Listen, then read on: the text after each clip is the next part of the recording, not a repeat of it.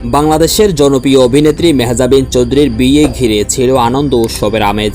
পরিবারের সদস্য, আত্মীয় স্বজন, বন্ধুবান্ধব এবং ছবি জঙ্গলের অনেকে পরিচিত মুখ উপস্থিত ছিলেন এই আয়োজনে। কিন্তু সবার নজর কেড়েছে একটি বিষয়, মেহজাবিনের ছোট ভাই মাজদাক চৌধুরীকে কোথাও দেখা যায়নি। কেন ছিলেন না তিনি? কি এমন ঘটনা ঘটেছে দুই ভাই বোনের মধ্যে? আর কেনই বা এই বিষয়টি নিয়ে সামাজিক যোগাযোগ মাধ্যমে চলছে এত আলোচনা? চলুন জেনে নেওয়া যাক। মাজদাক চৌধুরী বর্তমান একজন পরিচিত ট্রাভেলার কন্টেন্ট ক্রিয়েটর। বাইক নিয়ে দেশ বিদেশে ভ্রমণ করে সে অভিজ্ঞতা নিয়মিত শেয়ার করেন সামাজিক যোগাযোগ মাধ্যমে। নিজের পরিচয় ও কেরিয়ার তিনি গড়ে তুলেছেন সম্পূর্ণ স্বাধীনভাবে।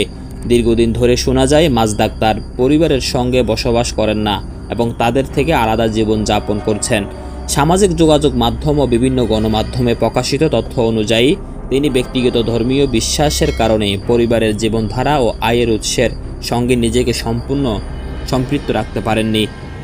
অনলাইনে প্রচলিত বিভিন্ন বক্তব্য অনুযায়ী দাবি করা হয়, তিনি মনে করেন বিনোদন জগতের আয় তার দৃষ্টিতে হালাল নয়। তবে এই দাবিগুলো মূলত তার সংশ্লিষ্ট বিভিন্ন সাক্ষাৎকার ও সামাজিক মাধ্যমে প্রচারিত বক্তব্যের উপর ভিত্তি করে আলোচিত হয়েছে।